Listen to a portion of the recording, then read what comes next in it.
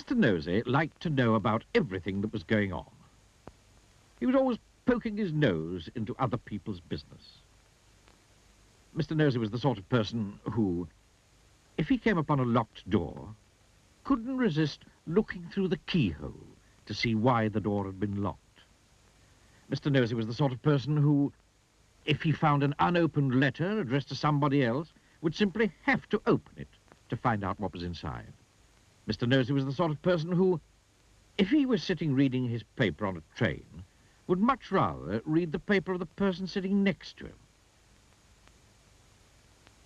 Naturally, as you might well imagine, Mr. Nosey was not very popular. People did not like the way in which Mr. Nosey would peek and pry into their affairs. They did not like it at all. But did that stop Mr. Nosey peeking and prying? It did not. Mr. Nosey lived in a funny, tall, thin house in a place called Tittletown. The people of Tittletown decided that Mr. Nosey was becoming much too nosy. And so they held a meeting to discuss what to do about him. We must find some way of stopping his being so nosy, said old Mr. Chips, the town carpenter. That's right, said Mrs. Washer, who ran the Tittletown laundry. He needs to be taught a lesson. If only we could think of a way to stop him poking his nose into everything, said Mr. Brush, the painter. And then a small smile spread over his face. Listen, he said, grinning. I have a plan.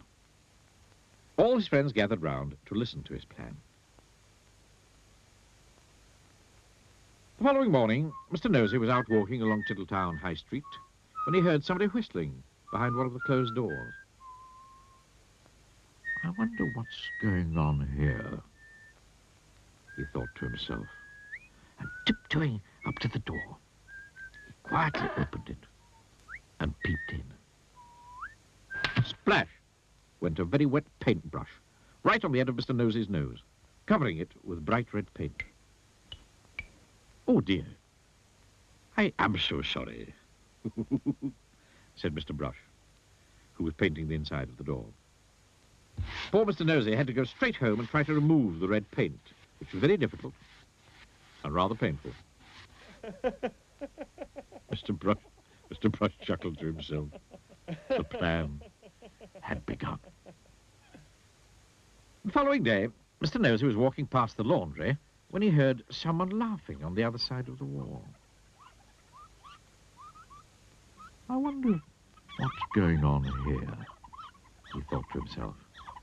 And, standing on tiptoe, he looked over the wall.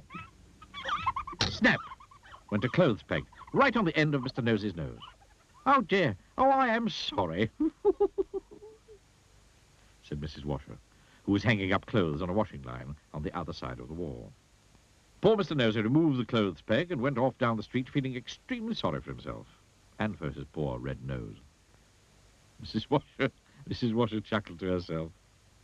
The plan was working. The next day, Mr. Nosey was going past a fence when he heard hammering.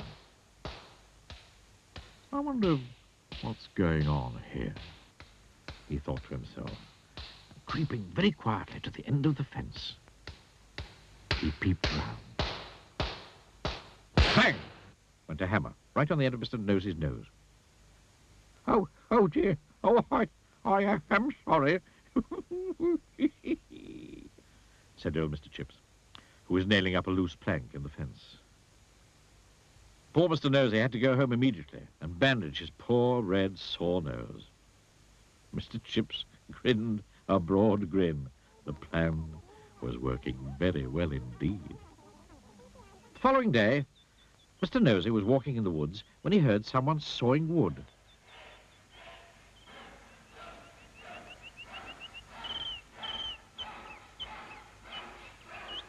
I wonder what's going on here, he thought to himself, and crept up behind a tree. He was just about to peer out from behind the tree when it suddenly occurred to him that if he did, something very nasty might happen to his nose.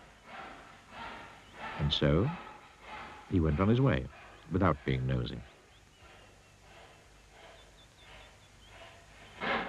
Behind the tree, with a saw raised in his hand, stood Mr. Hurd, the farmer.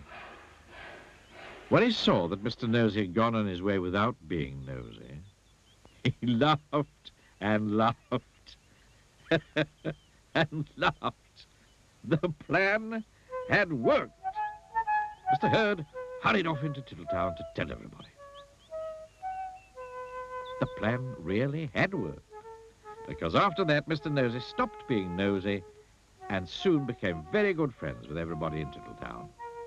And that really is the end of the story, except to say that if you were ever tempted to be as nosy as Mr. Nosey used to be, you'd better expect one thing, a very sore nose.